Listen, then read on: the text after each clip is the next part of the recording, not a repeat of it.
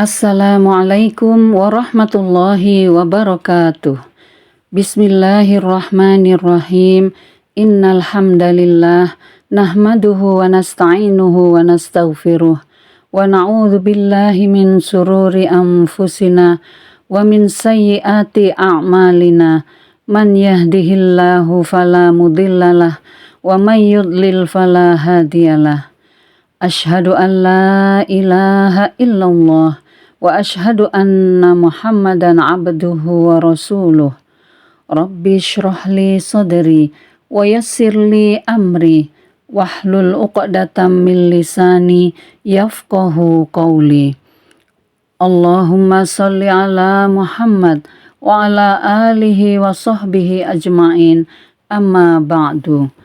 Ibu-ibu pendengar yang dirahmati Allah, tiada kata yang lebih indah selain ucapan Alhamdulillahirabbil alamin atas segala limpahan rahmat, berkah serta hidayah dari Allah Subhanahu wa taala sehingga kita masih bisa melaksanakan puasa sampai hari ke-26 ini. Amin Allahumma amin. Salawat beriring salam marilah senantiasa kita tujukan kepada baginda Rasulullah Shallallahu Alaihi Wasallam beserta keluarga dan para sahabatnya, dan semoga syafaat beliau membersamai kita di yaumil akhir nanti. Amin, amin ya rabbal alamin.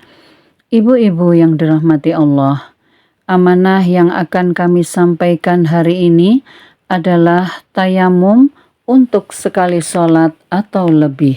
Secara bahasa, tayamum berarti menyengaja.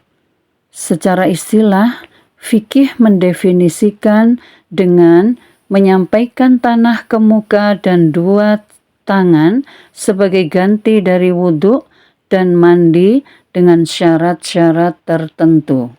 Di sini, artinya tayamum berarti sebagai pengganti dari wudhu untuk menghilangkan hadas.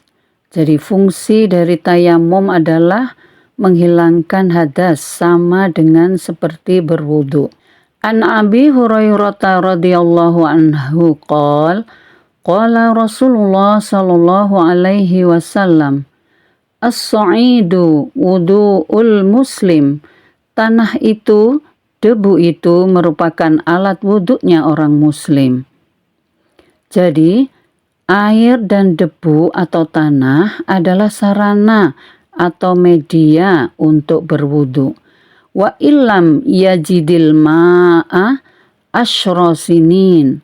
Sekiranya kamu tidak mendapatkan air 10 tahun, tiap bersuci kamu tayamum, maka itu diperbolehkan. Fa idza fajadal ma' falyattaqillah.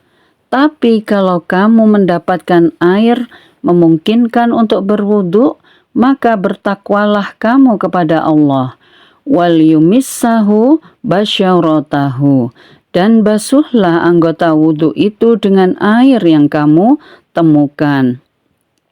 Jelas di sini ibu-ibu, menurut hadis ini, tanah atau debu itu menjadi alat pengganti dari wudhu bagi orang muslim. Dalam Quran surah Al-Maidah ayat 6, sedikit yang akan kita bacakan. Ma yuridullahu liyaj'ala 'alaikum min haraj.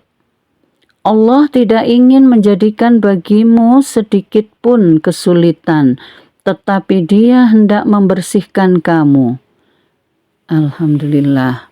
Jelas di sini ibu-ibu yang dirahmati Allah bahwa tayamum pengganti wudhu yang lebih ringan.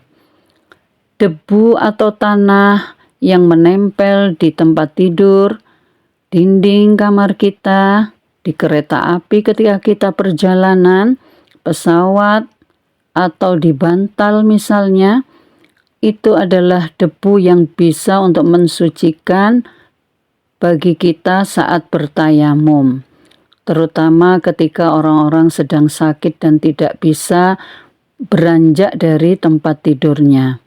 Nah, Berdasarkan Al-Quran di atas dan hadis dari Rasulullah, maka keluarlah suatu kaidah. Annal badala lahu hukmul mabdal. Sesungguhnya hukum badal, hukum yang menggantikan tayamum, persis atau sama dengan wudhu.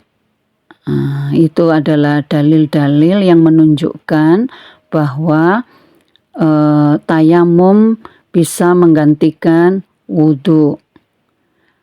Sekarang, apakah satu tayamum bisa digunakan untuk beberapa kali waktu sholat?